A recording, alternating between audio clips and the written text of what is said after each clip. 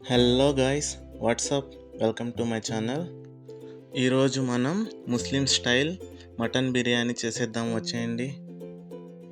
ముందుగా మనం మటన్ అయితే తీసేసుకుందాం. మటన్ నేను ఇక్కడ 2 kgs మటన్ అయితే తీసుకొని ఇలా సన్నగా మనకి ఏ సైజు ముక్కలు కావాలనుకుంటే ఆ సైజు కోసి పక్కన క్లీన్ చేసి పక్కన అయితే పెట్టుకుందాం. ఇప్పుడు మనం ఎర్రగడ్డలు, టమాటోలు, కొత్తిమీర, పుదీనాను అయితే సన్నగా తరిగి రెడీ చేసి పక్కన అయితే పెట్టుకుందాం. ఇప్పుడు ప్రెషర్ కుక్కర్ తీసుకొని అందులోకి మనం క్లీన్ చేసి పెట్టుకున్న మటన్ అయితే యాడ్ చేసేద్దాం. దాంతోపాటు ఒక ఎర్రగడ్డని కూడా దాంట్లో వేద్దాం. అలాగే కొంచెం అల్లం వెల్లుల్లి పేస్టు, కొంచెం పసుపు, ఉప్పు వేసి బాగా కలిపి మూత పెట్టి దీన్ని అయితే ఒక 5 విజిల్స్ పెట్టుకుందాం. మటన్ ఉడికేలోపు మనం బియ్యం అయితే తీసుకొని బియ్యంని కూడా నీట్గా కడిగి పెట్టుకుందాం. అలాగే చూపిస్తున్నట్టు టమాటోస్ని ఈ విధంగా సన్నగా తరిగి పక్కన అయితే పెట్టుకుందాం. ఇప్పుడు స్టవ్ ఆన్ చేసి ఒక దబర అయితే పెట్టుకుందాం. అందులోకి నూనె కొంచెం, అలాగే కొంచెం బటర్ కానీ గీ కానీ వేసుకుందాం. దాంట్లోకి దాల్చిన చెక్క, యాలకులు, బిర్యానీ ఆకు, లవంగాలు వేసేద్దాం. వేసి ఇవన్నీ కొంచెం వేగాక ఇప్పుడైతే ఆనియన్స్ని అయితే వేసుకుందాం.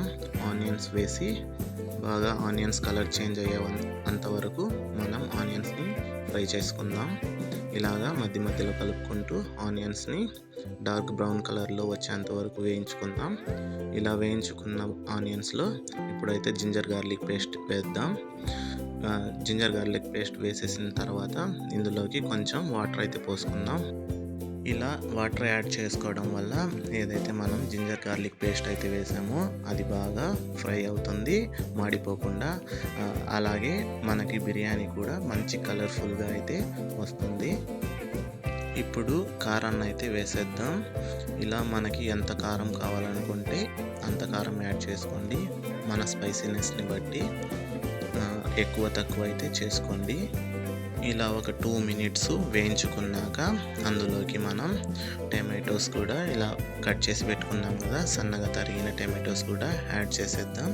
యాడ్ చేసేసి బాగా కలిపి అందులోకి కొత్తిమీర, పుదీనా, అలాగే సాల్ట్ కూడా యాడ్ చేద్దాం. యాడ్ చేసి అయితే మూత పెడదాం. టమాటోస్ని ఒక 5 మినిట్స్ కుక్ చేసుకుందాం. కొంచెం మ్యాష్ అవుతాయి. ఈ మ్యాష్ అయిన టమాటోస్లో ఇప్పుడు మనం ఒక 2 స్పూన్స్ వరకు టమాటో పేస్ట్ని అయితే యాడ్ చేద్దాం. ఇది అవైలబుల్లో ఉన్న వాళ్ళు యూస్ చేసుకోండి, లేదంటే స్కిప్ చేయండి. ఇప్పుడు మూత పెట్టి టమాటోస్ని పూర్తిగా అయితే కుక్ చేసుకుందాం. ఈ విధంగా ఆయిల్ అయితే పైకి తేలుతూ ఉంటుంది. ఇప్పుడు మనం ఇందులోకి ధనియాల పౌడరు, అలాగే garam masala powder, meet masala powder add చేసుకుందాం. యాడ్ చేసుకొని ఇవన్నీ కలిపి ఇంకొక 5 మినిట్స్ ఉడికించుకుందాం. ఇప్పుడు మనం 1 కప్పు పెరుగును కూడా వేసుకొని ఇవన్నీ బాగా కలిసిపోయేటట్టు బాగా కలుపుకొని ఇంకొక 2 మినిట్స్ ఫ్రై చేసుకుందాం. ఇంతలోపు మన మటన్ని కూడా విజిల్స్ అయితే పెట్టుకున్నాం కదా, దాన్ని ఒకసారి చూద్దాం. ఈ మసాలా అంతా ఇలా ఫ్రై అవుతూ ఉంటే మంచి స్మెల్ అయితే వస్తుంది. ఈ విధంగా ఆయిల్ పైకి తేలుతున్నప్పుడు ఉడికించుకున్న మన మటన్ని కూడా దీంట్లోకి వేసేసుకుందాం. మటను ఏదైతే మన మసాలా అదంతా ఒకసారి కలిపెట్టుకుందాం. ఇలా కలిపి ఒక 10 మినిట్స్ మసాలా ముక్కలకి పట్టేంత వరకు బాగా అయితే ఉడికించుకుందాం. నేను మీకు కొలతలు అయితే చెప్పలేదు కదా. ఇప్పుడు కొలతలు కావాలి అనుకున్న వాళ్ళకైతే నేను ఇక్కడ 2 kg మటన్కి 2 kg రైస్ అయితే తీసుకున్నాను. అలాగే 1 kg onion, 1/2 kilo tomatoes, 150 gram ginger garlic paste, 1 cup పెరుగు.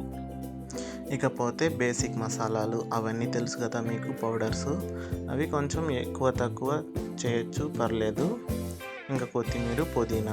ఇప్పుడు మనం సాల్ట్ అయితే చెక్ చేసి తక్కువ ఉంటే ఇప్పుడు అడ్జస్ట్ చేసుకొని ఇప్పుడు సాల్ట్తో పాటు కొంచెం కొత్తిమీర కూడా వేసి ఇంకాసేపు ఫ్రై చేసుకుందాం. మటన్ గ్రేవీ బాగా ఉడికి గ్రేవీ దగ్గర పడి ఇలా పైన నూనె తేలుతూ ఉంటుంది. అప్పుడైతే మనం వాటర్ని అయితే యాడ్ చేసుకుందాం. వాటర్ వచ్చి మనం 1 కప్పు బియ్యానికి 1.5 కప్ వాటర్ అయితే తీసుకొని వేసుకుందాం. మనం ఇక్కడ చల్ల నీళ్ళు కాకుండా కాచిన నీళ్ళు డైరెక్ట్గా దీంట్లోకి వేసుకుందాం. ఇలా వేసుకొని బాగా ఆ వాటర్ బాగా మరుగుతున్నప్పుడు మనం ఏదైతే సోక్ చేసి పెట్టుకున్నామో ఆ బియ్యాన్ని కూడా మనం దీంట్లోకి యాడ్ చేసేద్దాం.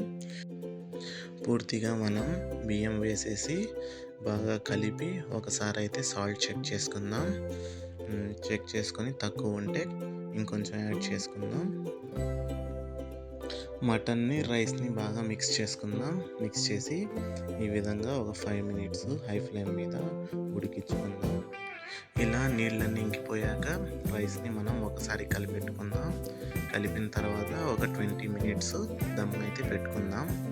ఒక 20 మినిట్స్ తర్వాత మన బిర్యానీ అయితే రెడీ అయిపోతుంది.